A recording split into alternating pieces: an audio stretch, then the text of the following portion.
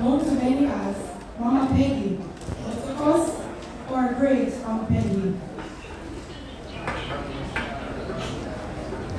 Peggy was born on March 17, 1936, to mother Lottie Pearson Francis and father Reginald Francis in a downtown Kingston address on Mark Lane.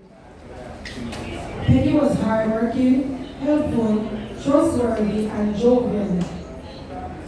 She had one sister, namely Norma Francis, and a brother, Robert Francis. Growing up, Miss Peggy attended Central Brand School. Back then, she was slim and tall. So one day, her school decided she must be athletic, and knowing she wasn't, she still took on the task.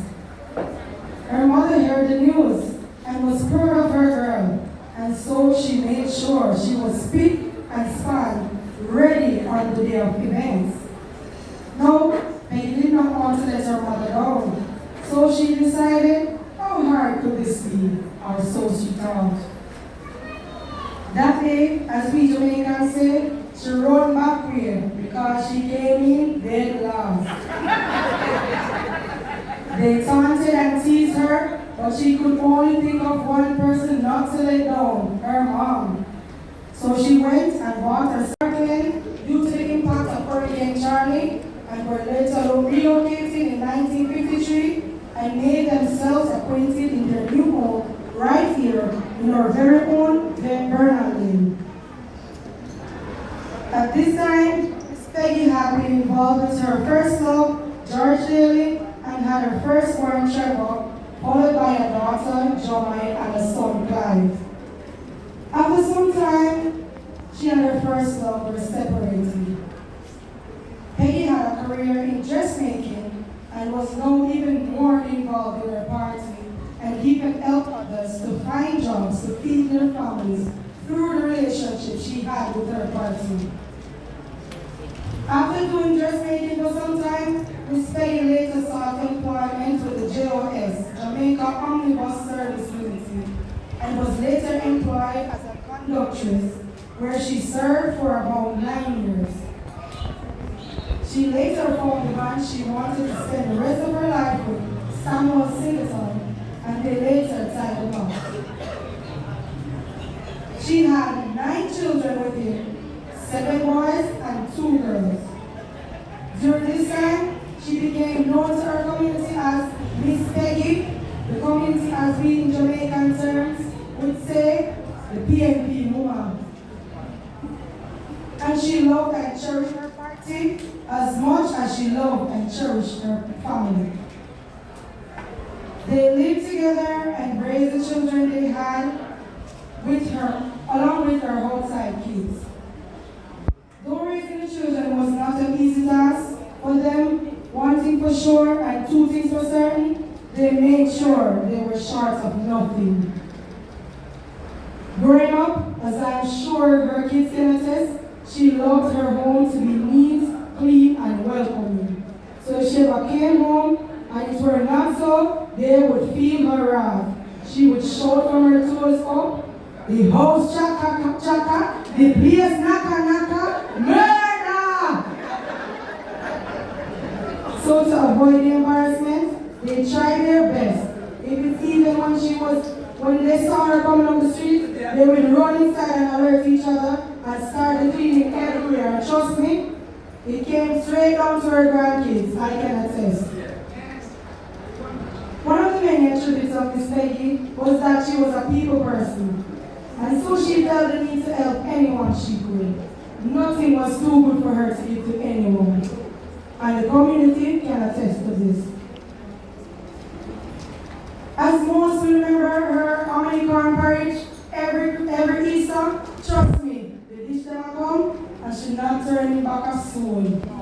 If it's even for she wrote herself, one could always stop by for a home cooked meal because she always made sure to do extra that if somebody passed through her words.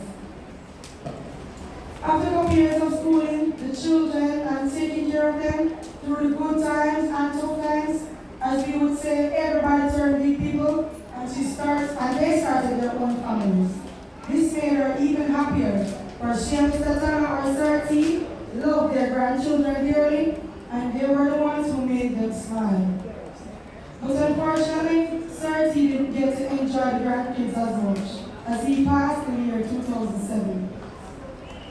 Miss Peggy loved church, and was even a member of her church choir. And trust me, whenever her children did something, or her grandkids, and she cursed, she would say, "You sure you make me go slow, we can't go to church tomorrow." But nonetheless, she made sure everyone a week went to church and Sunday school. In time, Miss Peggy was no longer Miss Peggy we knew. Trust me, this last generation get well. Because when she used to come call me off the streets, trust me, we knew we just then. But even when she was no longer her usual self, in Jamaican terms, she owned, but she never called. She still found time to make us laugh, and we always lend an listening ear to whatever problems we face.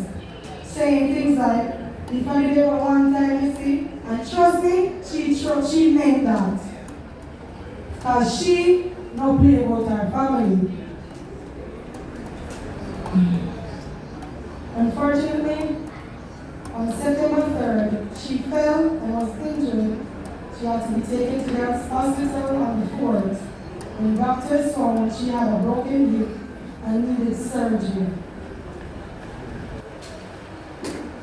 On Thursday, the 19th of September 2024, at around 3:45 a.m., she passed, leaving behind one sister, one brother, 8 children, 35 grandchildren, 60 great-grandchildren, and 2 great-grandchildren.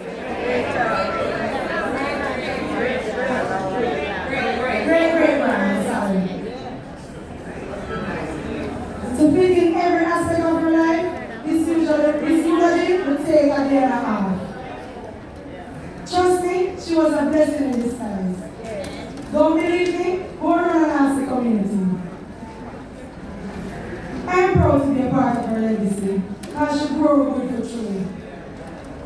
Miss Peggy was the one of mourning and sadness, so the next day think of a memory, a laughter shared, or a joyous time spent with her, share it with someone. I'm sure that can make them smile. And if you have a dreamer, let her know from me that she's loved and forever will be missed, as she's gone. But for us, the family, her memories will surely live on.